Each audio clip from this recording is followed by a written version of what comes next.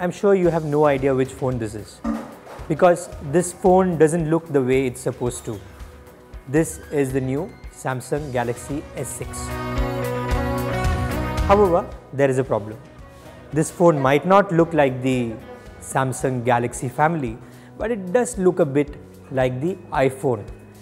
And I don't know why a company like Samsung would, of all the designs in the world, want to copy the one of its rival.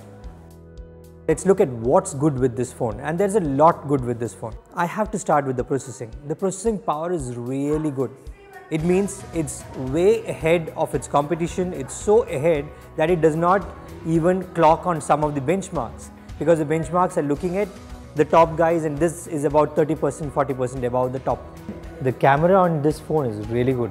The 16 MP camera is really fast. The autofocus is fast. You can click pictures in a jiffy, you don't miss anything.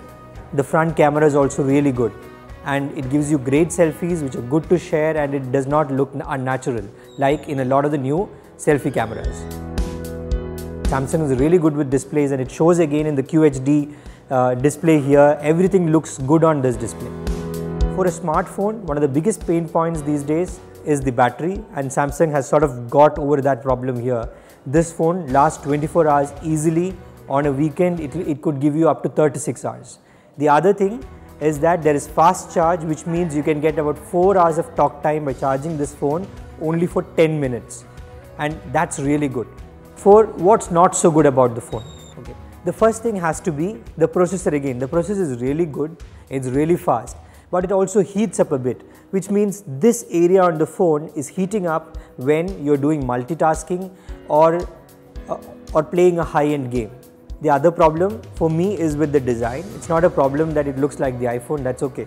But the problem is that it's a bit too smooth in the hand. It might slip from your hand and you might destroy your precious phone. The last problem for me is that there is nothing new in the software. The software is the same as the S5 or the Note 4, and I would have expected Samsung to give me something really new, something that's like a bait for the user. It does not have an edge. It does not have the edge which will make people look at this phone instead of the OnePlus One or the Xiaomi Mi4. So that is my problem with the phone. But people who can afford it, people who love Samsung, this is a good phone for them to buy.